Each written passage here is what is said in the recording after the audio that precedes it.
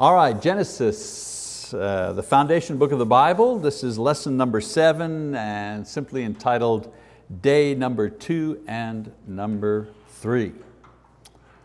All right, so far we've talked about the events of the first day of creation. And I want to kind of back up a little bit here about something that I mentioned last time about the creation of angels. There's always a little discussion about that. There's always been a debate whether God created angels before He began to create the universe or if He did it on the first day. I know it doesn't change a lot in our lives, but people who like to debate these topics often debate that idea. There's no way of knowing this. It's great to debate. There's no way of actually knowing it, but here's what we do know, at least some of the things that we do know about angels and creation, so on and so forth.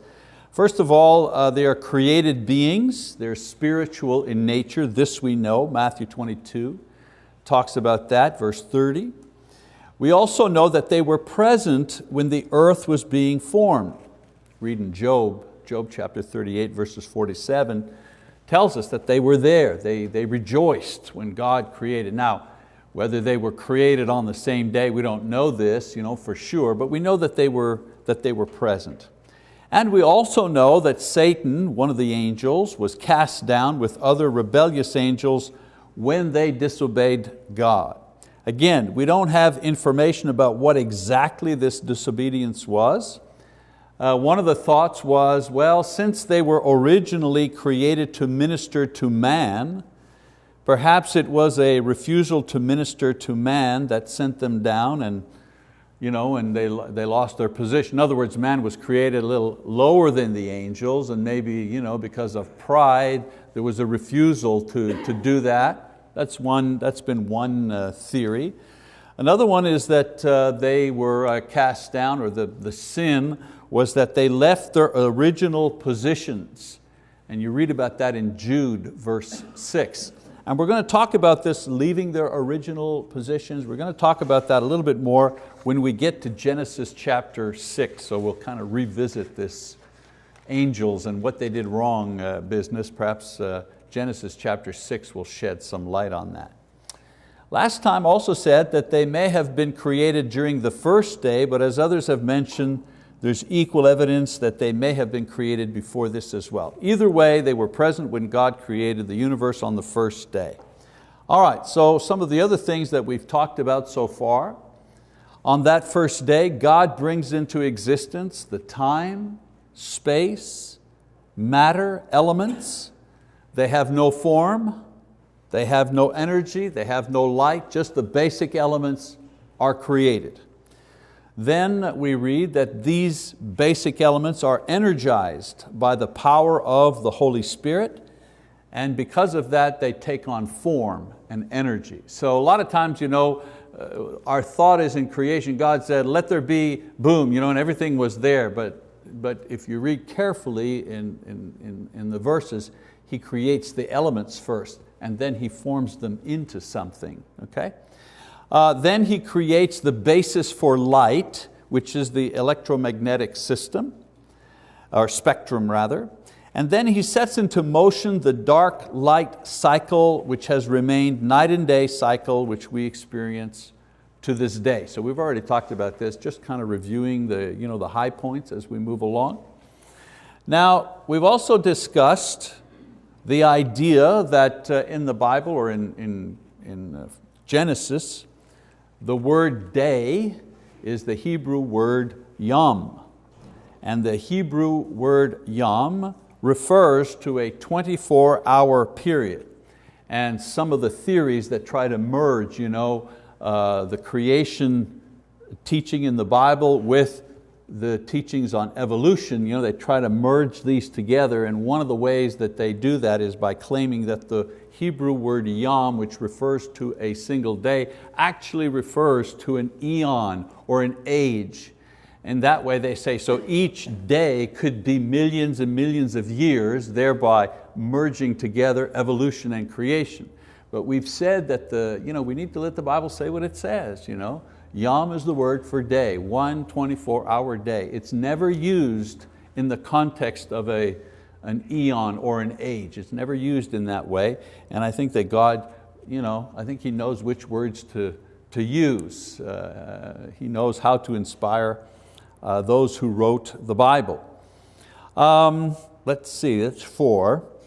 So this first day of creation, a night-day cycle approximately 6,000 to 10,000 years ago is what Genesis describes as the beginning of our world. And of course, this has been attacked and ridiculed by evolutionists and other scientists. But as their theories change to accommodate new findings, you see, the scientists that kind of war against the idea of creation, and they put forward their concept of how the world came to be. The problem is that their theory continues to change. At one time it was, well, matter was always there. And then, well, no, there was a big bang. And then, well, there was no big bang. And now it's, well, there were many big bangs. So the theory behind how the world came to be without reference to God, those theories continue to change all the time. But the teaching in the Bible remains exactly the same. In 1852, whoever was standing in front of a class teaching the Bible and the story of creation was teaching exactly the same thing that I'm teaching today.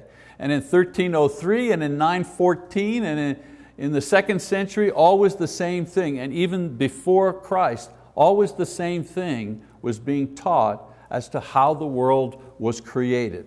Men, women went to the Word, they had access to it, they opened up to Genesis, they read it, and the same theory, not theory, but the same teaching would come out, the same one as we're doing today. So despite all of the criticism over the years, our model, the creation model, remains constant, and it withstands all of the investigation and criticism throughout the ages. You got to remember one thing. We think our science is the most modern, up-to-date, but in the 1800s, they thought their science was the most modern, up-to-date thing, and 500 years before that, they thought that their science and their thinking was the most modern. Every generation thinks that, we've got it now. And the beauty of the Scripture is the Scripture never changes, it's always the same. Men change, theories change. All right, so that's kind of what we talked about in the last couple of weeks. We're going to start with day 2. Genesis chapter 1, verses 6, 7, and 8 says, "Then God said, let there be an expanse in the midst of the waters, and let it separate the waters from the waters. God made the expanse and separated the waters which were below the expanse from the waters which were above the expanse, and it was so. And God called the expanse heaven, and there was evening, and there was morning, a second day, a second yom, another 24 hours. Now, in simple terms, we usually say that God created the sky on the second day. If you go to the kids' class, God created the sky on the second day.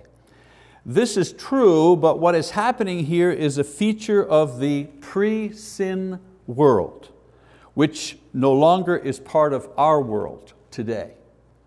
In verse 6, the term firmament or expanse means some Bibles say firmament, some Bibles say expanse, depends which version you have. It means a spread out thinness. That's what the word means. Something spread out and very thin, like thin crust pizza, you know what I'm saying? Thin, all right? In the Bible, the word heaven, when it's translated into English, the word heaven is used to describe 3 different places depending on context. So much in the Bible depends on context, because one word is used in a lot of different ways, so you have to look at the context to understand which way it's being used. So for this word heaven or firmament, it can mean the atmosphere, the clouds. When we're talking about heaven in the Bible, it can mean the atmosphere or the clouds up in the sky, Jeremiah 4:25, for example. Or the same word can be used to describe the stars, the planets, okay? Space. So when we're saying I'm looking up into the sky, up into heaven, we might mean the heaven, the atmosphere, the clouds, or we might mean space. And when we talk in English, we differentiate that, don't we? When we're talking about outer space, we're not talking about what we can see. And then the word heaven or firmament can also mean the place where God dwells. God is in heaven. Mommy's gone to heaven. Mama died and she's gone to heaven, the place where God is. Hebrews 9:24. So the term firmament is used in the same way, whether it be atmosphere or space, depending on the context. Always the same word, context. In this passage, this term refers to the atmosphere. The atmosphere. What did God create? Not the outer space, not talking about the heaven where God is, talking about the atmosphere. All right? So what happens now is that God creates the unique atmosphere that permits life on earth and separates two bands of water. The water above and the water below the atmosphere. So the waters under the firmament, the expanse, would be the water on or under the earth. That's the water below. And the waters above the firmament would be a special water vapor canopy that would provide the unique environment that existed in the pre-flood world. Remember, before the flood is what we're talking about here, in the world of Adam and Eve. And I think there's a diagram. So let's look at the diagram. Whoops. The letters are a little small there that you can see, but I think you have something on your sheets there. First of all, there's the atmosphere or the clouds, okay? There's the liquid water on the earth, that first arrow there that's pointing to that orange ball that you see in the diagram. There's the liquid water that's on the earth. Then there's the atmosphere, the gaseous atmosphere that is around the earth. And then there's the water above the atmosphere, the vapor canopy. Okay? So the thing that many of us forget is that the world we live in now is very different from the world that God created. It's not only different from a moral perspective, but it's also different from an ecological and environmental perspective as well. Not the same world that we live in. Okay? So in this passage, God has not yet formed the water on the earth into anything. He has established the earth's atmosphere and the vapor canopy, which according to Dr. Henry Morris, we've talked about his book, The Genesis Flood. According to him, a water vapor canopy, if you wish, which would give this earth and its first inhabitants a special environment which would have special features. So you've got the water on the earth, you've got the atmosphere, the sky, and then you have this vapor canopy around all of it. And so what would this vapor canopy that surrounds the atmosphere and the earth, what would this water, I keep saying water, what would this vapor canopy do for the earth? Well, first of all, it would maintain a uniform and warm temperature, like a greenhouse. You want to grow, you go to the Crystal Bridge in January, it's 24 degrees outside, you go inside the Crystal Bridge, and you're seeing exotic plants growing and so on and so forth. Why?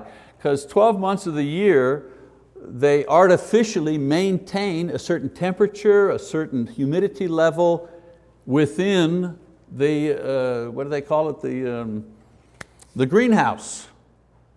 Well, the vapor canopy around the earth, around the atmosphere of the earth, served to do exactly that thing for the earth. It maintained a certain uniform temperature and humidity. Secondly, the water canopy, because it created a uniform temperature, there would be no windstorms, no tornadoes in the time of Adam and Eve, no tornadoes. Why? Extreme wind always caused by the same thing, right? Cold air moving in, warm air moving up. When these two collide, you get these terrible windstorms. Well, in a world where the temperature, where the climate is controlled, there are no windstorms. There is no wild wind because there are no air currents. Everything is maintained. Also, another interesting feature of that pre-sin world is no rain, except over bodies of water where evaporation would occur directly. Now we say, man, we need rain. We need, what do you do with no rain? Well, there's another thing that the water canopy does. The water canopy provides a proper temperature which permits proper humidity and moisture, which would create lush vegetation and no desert. Desert is when there is no rain, overgrowing grass and ferns where it's too much rain. Go to Portland, go to the Northwest, and it's nice, it's lush. Well, it's lush because in the cities they maintain it. But go somewhere where nobody maintains it and you'll see it's overgrown. The best example, when I lived in San Diego. Well, San Diego, Southern California, that's a desert. It's a desert climate. And as we were driving around, but it's beautiful. Everywhere you go, palm trees, manicured lawns, beautiful flowers, stuff that here we try to grow in our garden and have a lot of care for. This stuff is growing in the medians, between the highway, and the street. And a person who had lived there all their life said to me, oh yeah, but take a look. He said, there isn't a single lawn, there isn't a single median in the city, not a single tree that does not have a sprinkler system. It's completely controlled with sprinkler systems everywhere. They pave the road, they create a road separator in the middle like we do here. They plant trees and boy, they're putting in the sprinkler system because those trees will not survive. And you know how you see that? You're in California, you're in Southern California and you go to the border to Mexico. And on this side of the border, you've got San Diego, and it's lush and green and flowers. And you just cross the border into Tijuana, and then you drive, and it's the very same land. No more lush, no more, it is what it is, a very dry, desert-like place. Okay? So water, not enough gives you the desert, too much gives you something that's overgrown, but in the original design of the world, there was uniform and proper moisture from the underground streams, from the water vapor canopy that was maintaining the temperature. Another feature, the canopy would also act as a filter for ultraviolet and cosmic and other destructive energies from space, which are the source cause of many cancers and other mutations that cause death. So a lot of we see it now, right? Your kids go outside to play in the summertime, and what do you do for them? If you're wise, you lather them up with SP50 or whatever it is. Why? Well, you don't want the sun rays to be on them. Not only get a sunburn, but dangerous for cancer and so on and so forth. The water canopy provides a filter to filter out these dangerous things. And then finally, modern biomedical research has shown that higher barometric pressure created by such a water vapor and all the other advantages would promote better health and decrease the susceptibility to disease and all the problems that come with it. So this same water canopy that provided the earth with such advantages was later used by God not to the advantage of the earth, but to the disadvantage of the earth. In other words, God would further on down the line would use that vapor canopy surrounding the atmosphere in a way to create the flood. In Genesis chapter 7, verse 11, we read, I just skip ahead there, it says, in the 600th year of Noah's life, in the 2nd month, on the 17th day of the month, on the same day, all the fountains of the great deep burst open.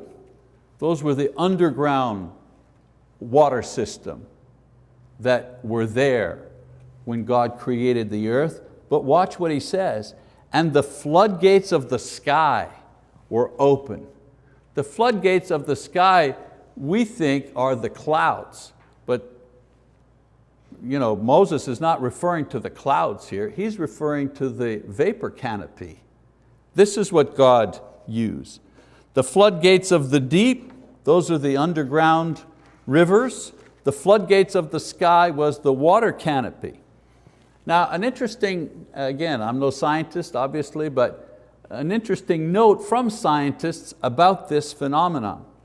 Scientists tell us that if all the water from the present atmosphere were to descend on the earth, all the clouds that surround the earth at this time, if all of them released all the water that was in them all together at the same time, it would cover the entire earth with 1 inch of water.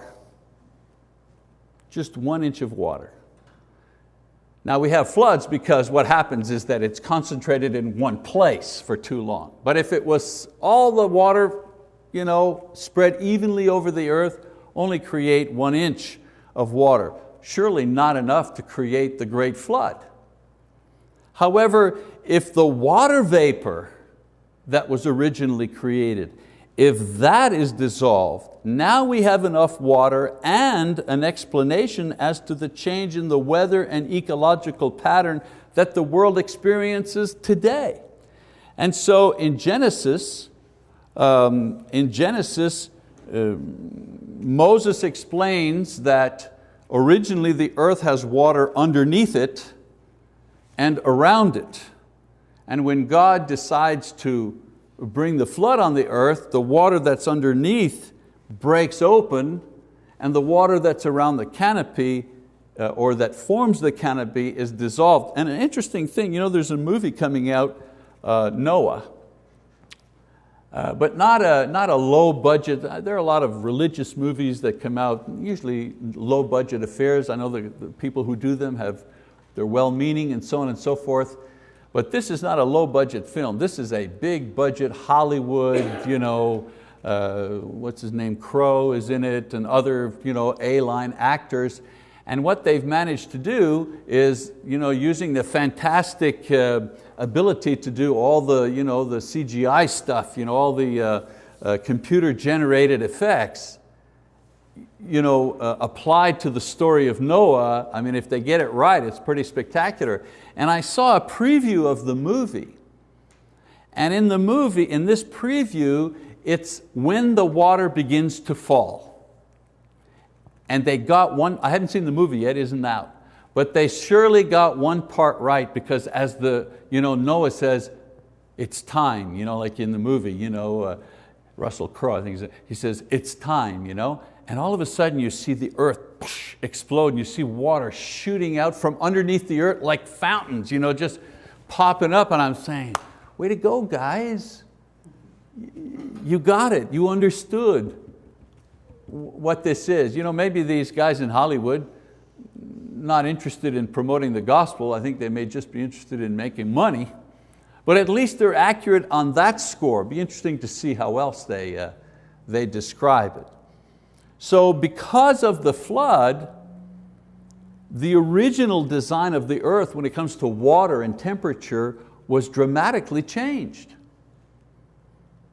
And so today we see very different temperatures. Instead of a uniform temperature everywhere, now you've got cold, extreme hot. You've got wild climates caused by massive air currents. Now, I love the weathermen, they're always inventing new terms. Now we have this thing called the Arctic vortex, which is just another word for a big wind coming from the north, from Canada. But I love the weather maps. What are they showing? These air patterns, these tremendously cold air patterns coming down from the north. And in the spring we know the warm air currents coming from the south. Pretty soon we're going to be hearing about tornadoes. We've heard about earthquakes, rain and its problems, right? I mean, you got to have just enough rain. Too much and it floods the farmer's fields. Not enough, the crops die. Deserts, droughts, the development of disease and mutations and death through illness not directly caused by man. Leukemia. What is cancer other than simply mutations, right? Just mutations. And of course a shortened lifespan to 75 years rather than the 700 to 1,000 years directly before the flood. It's very interesting if you want to do a study. Look at how long all these people lived, 700, 800, 900 years, telling the story right up to Noah, and then boom, right after the flood, all of a sudden now they're living 500 years, 400 years. There's like a drop immediately from one chapter to another. So we see that even the lifespan and life expectancy has been changed by the dramatic weather changes due to the flood. So this is the end of day number 2 with the creation of the atmosphere and the separation of the water mass on earth and the water canopy or the vapor canopy above the atmosphere. So you have the canopy up here, you have the atmosphere here, you have the earth here, and you have the water contained. All right, now I begin day number 3 because it kind of finishes off something here. Let's read that. It says, then God said, let the waters below the heavens be gathered into one place, and let the dry land appear. And it was so. And God called the dry land earth, and the gathering of the waters He called seas. And God saw that it was good. And so we see here a certain order in how God divides the elements to form creation. Always the same pattern. First He forms the elements, He creates the elements rather, then He forms them in some way. So we see on day 1, light from darkness, separated. Day 2, waters above from waters below, separated. Day 3, dry land from, well, not wet land, but from water, separated. Okay? So by the language in the verses, we believe that the composition of the land and the seas was not at this time the same as it is today. The flood changed not only the atmosphere and the weather, but it also changed the arrangement of the land and oceans. And we have a lot of people studying that, saying, well, there was a time when there was a land bridge, and the continents are not exactly placed in the same way as they were a long time ago. They don't attribute this to the flood, but the Bible does.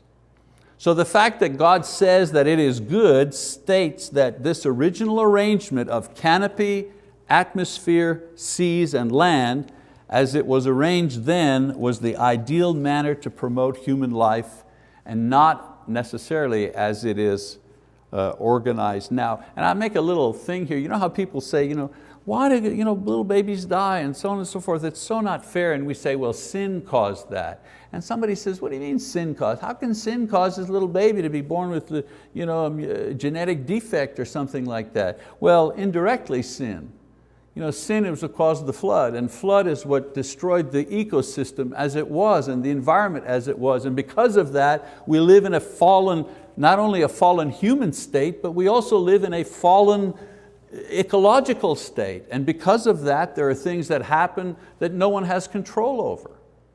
So in that way, you die from sins you do. You drink a bottle of gin every day for 30 years and pretty much your liver is pickled. Why did you die? Well, because you sinned. You abused alcohol. So there's a direct correlation there. But sometimes there is no direct correlation. Why did the little baby die or the little boy die or something like that? Well, sometimes it's the indirect result of sin because we live in a fallen society. All right, so I'm going to stop there. I'm going to continue the third part of the day next week. A couple of lessons though that we can draw. Some people say, there are lessons here? Sure there are. Lesson number one, God knows what is best for us. Let's face it, He carefully designed the world so we would not suffer from sinus headaches or cancer. He didn't design that world. That world exists because of Adam's sin and the fall of man and the flood that destroyed the ecosystem and the downward spiral that we have been on since then. So in this fallen world, we should continually trust and obey God to know what is best for us. Lesson number two, it's okay to pray about the weather. If you ever wondered, if you ever felt silly about praying about the weather, it's okay to pray about the weather. It's not okay to think you can control the weather by rituals, by throwing salt up in the air or putting a chicken on your head and running around. That's not okay. No. But it's okay. I'm sorry to disappoint you, Colby. But it's okay to pray about the weather. Why? Because God gave careful consideration to the matter of wind and rain and heat and cold. And He has used weather to test His people, to punish His people, and to bless His people. Has He not? Of course He. Take a look at what happened in Egypt. The curses that came on the Pharaoh and the Egyptians, many of them were weather related. So God has not changed. He continues to have power over these. It's okay to praise Him for a beautiful morning and appeal to Him to control bad and damaging weather. He didn't create damaging weather. It's the result of the fallen world. But we can appeal to Him to help us manage the earth and to help us when damaging weather is overwhelming us with crop failure or whatever it is. Maybe we're not praying enough about the weather.Maybe there's too much rain coming down because there's not enough prayers going up. You ever think about that? So of course I used to pray about the weather a whole lot more when I lived in Canada, but and then the final one, we'll close with this. Why doubt such an awesome God? Look at what He does without effort. Why do we ever doubt His care or His ability or His willingness to help us and to save us and to provide for us? Remember, the same God who said, let there be light, and the light existed, this is the same God that we're saying, Lord, help me with my sore back, or help my little boy who's sick, or help our marriage to be better. It's the same God that you're praying to. Why doubt such an awesome God? Okay, we continue with the days. Next time we meet. Thank you for your attention.